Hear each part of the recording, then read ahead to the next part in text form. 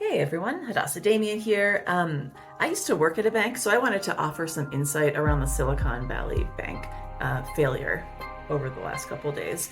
In particular, why my organizations actually have so much money in their accounts at any particular bank, such that it wouldn't actually be insured. And how does this all work?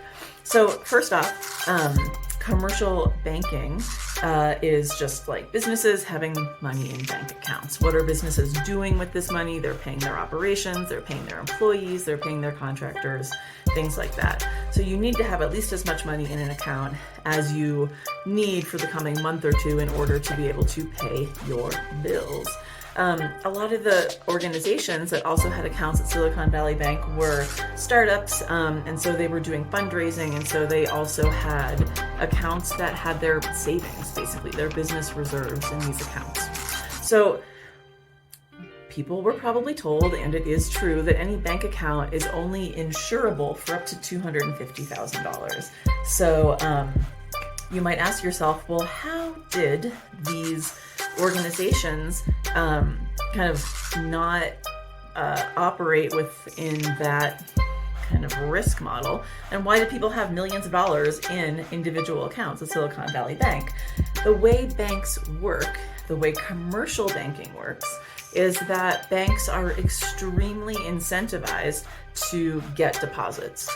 People who work at banks, commercial bankers, this is what they're trying to, one of the big things they're trying to do, get deposits to hold at the bank. Why? Because the more money a bank has on deposit, the more loans a bank can make due to something called fractional reserve banking.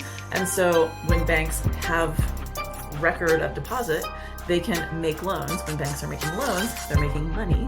And so this is all sort of like profit model incentive. And so banks, and therefore bankers, are incentivized to get businesses to hold more money at the bank. And so they incentivize this in all kinds of ways, from offering, maybe small discounts on loans or lines of credit, to making credit card processing cheaper, or potentially offering like other packaged incentives. And so you could be a reasonable business owner and say, well, I know it's not, I've gone over my insured amount in this account, but I'm getting all these other benefits. And the banker could be saying, okay, great, you've got more money on deposit, we're able to make more loans.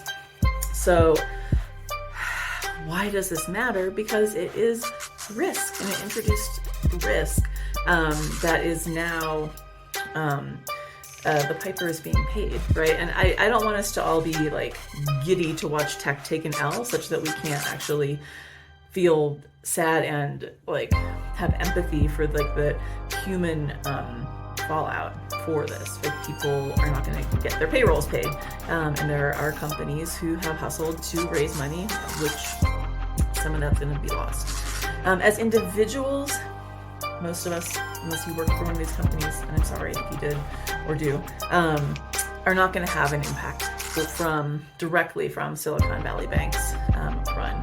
What it does tell us, though, is it reminds us that, number one, you don't want to keep more than $250K in any particular account. An individual account or a joint account you hold with somebody else count as two accounts. You can be insured up to $500K at one institution. You can also be insured at every different damn bank you want to have an account at. So you could have an account at lots of different banks. Some sports ball player just like told everyone that they had accounts at 40 different banks, and they were therefore able to have $40 million or $10 million insured because they spread their money around. Something to think about. But number two, the other thing to think about is the incentives of people who are working with our money, right? So if somebody has an incentive to have you do something or take a particular action with your money, you always want to just know what it is, because that's going to impact things they might recommend for you, and therefore choices and decisions you might be making. So just a little bit of insight into how banking works and how Silicon Valley Bank customers ended up where they are.